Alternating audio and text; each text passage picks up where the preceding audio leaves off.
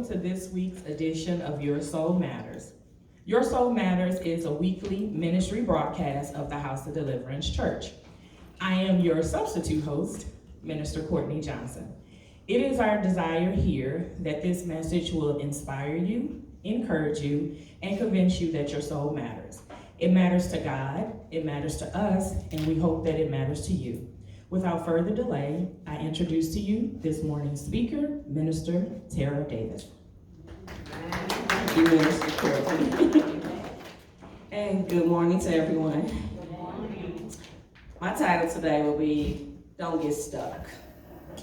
Let me give you a little backdrop before I read my scripture. Lot and his family stayed in a city called Sodom. Sodom was a city where all kinds of sins were going on. God was very upset. And so he decided, I'm going to go ahead and destroy this city and everything that's in it. But before I destroy the city, I'm going to warn Lot and his family. So he sends two angels to go warn Lot. Tell Lot, get your family. It can your wife, your daughters, your sons, sons-in-laws, whoever they may be. Get your family. Gather them up. Leave the city because I'm going to destroy it and everything's in it.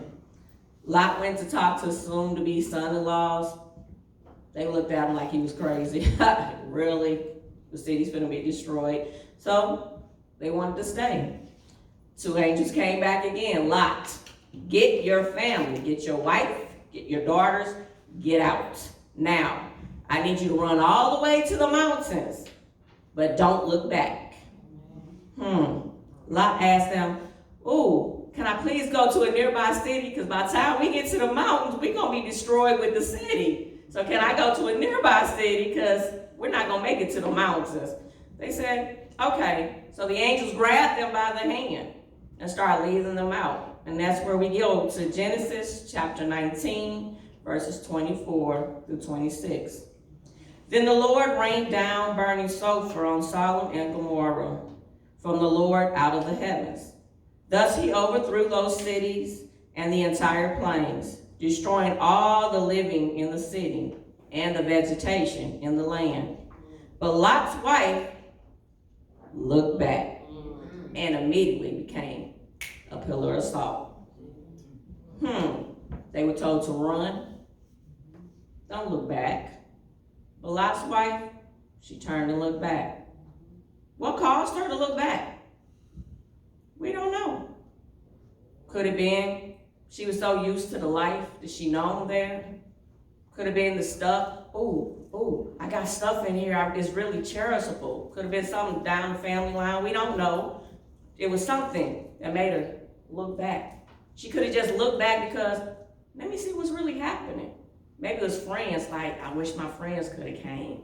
Maybe I wish my neighbors would have been right along with me, but I gotta look back. She had to look back. Lot and the daughters, they kept running. She looked back, was stuck looking back. So she was holding on to those things of what could have been. She was holding on to the things what she thought should be. She was holding on to a life that God was trying to rescue her from. She didn't realize that. She wasn't trying to hear that. All she knew is, I'm going to look back. And that's what she did. She was clinging on to a city and a place God said, it's not good for you. She could have fully walked away, but she couldn't. She was still holding on. Something. It's like going fishing. And you get on, that fish get on and you willing it in. Something was willing her to look back. Something was causing her to look back. She was stuck looking back. How many know God will give you a warning before instructions before things begin to happen in your life? It's up to us to decide, do I want to take this warning or do I want whatever? They don't know what they're talking about. I ain't trying to hear that. Because sometimes we look at who the warning's coming from. It can be coming from somebody like, I don't even talk to that person. I ain't got time to hear that person. It can be coming from a family member that you're like, oh, they got issues of their own. So how they gonna tell me what God told them to tell me? God uses anything and everything to give your warning and your instructions. So he gave this warning. He sent 2 angels, not 1, 2 angels to tell you, go, don't look back. Wife wasn't trying to hear that warning.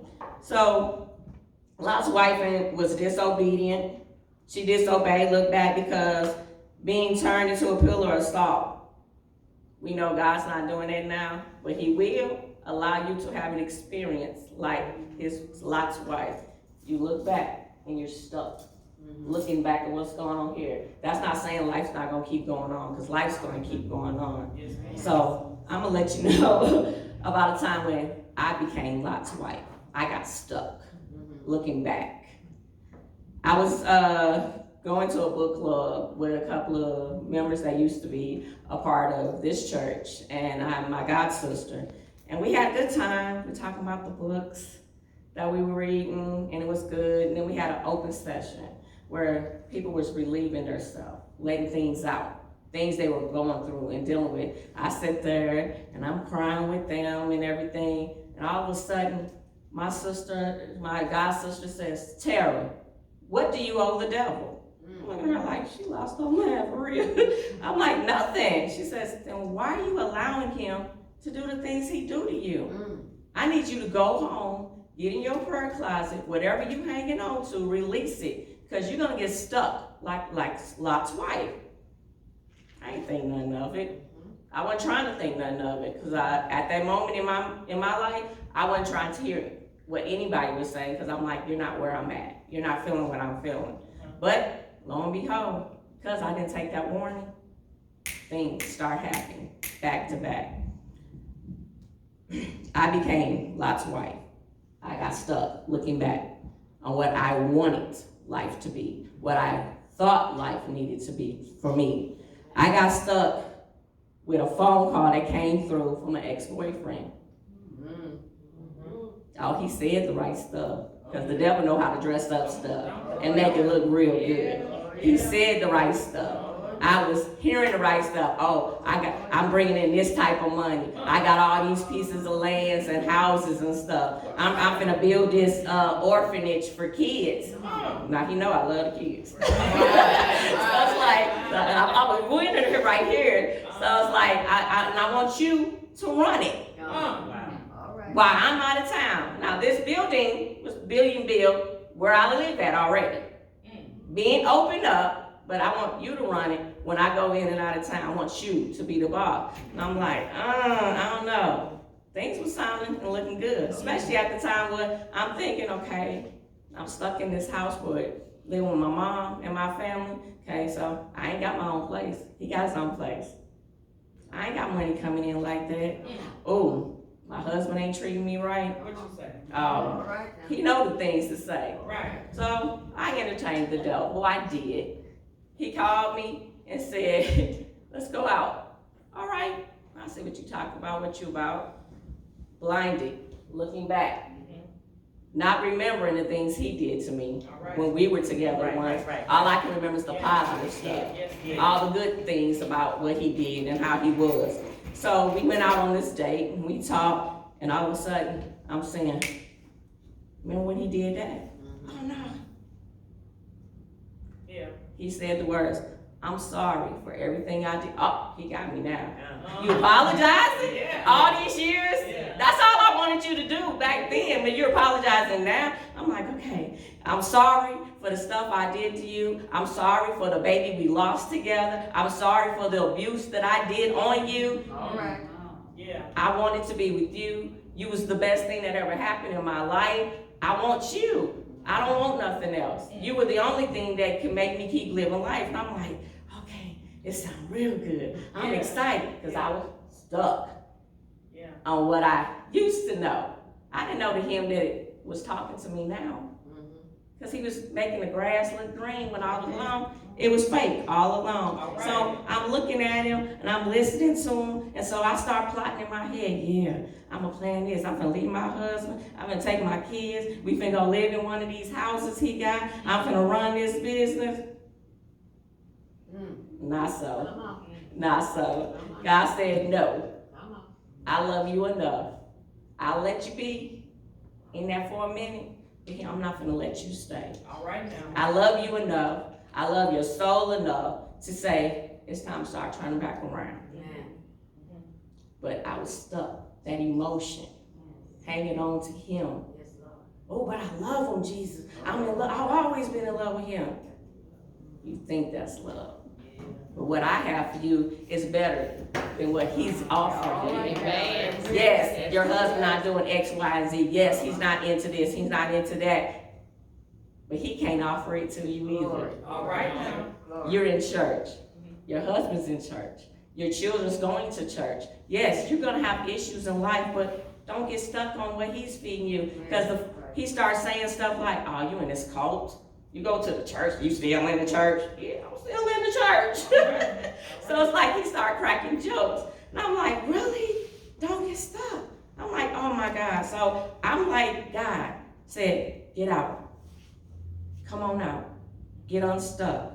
And the lesson for Lot's wife was so important that he came back in Luke 17:32 and said, remember Lot's wife, whoever seeks to preserve his life will lose it. But whoever loses his life will keep it. If you're gonna look back and say, I thank you for delivering me from that. Amen. I thank you for healing me from that. I thank you that I was stuck in that. I thank you that I'm not there anymore. I thank God. So, we quickly, don't look back. We know people, don't look back. Don't look back. If you're gonna look back and say, I thank you. Thank God for where he brought you from. Thank God he cared enough about your soul to say, let's go.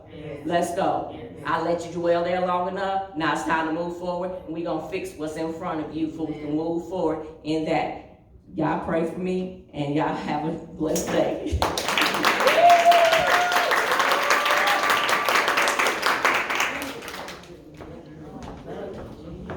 Amen. I hope that word that you just heard on this morning truly did inspire you to not stay stuck and to not look back. If you are looking to learn more about God, you can find information on our church website at www.hdchurch.com.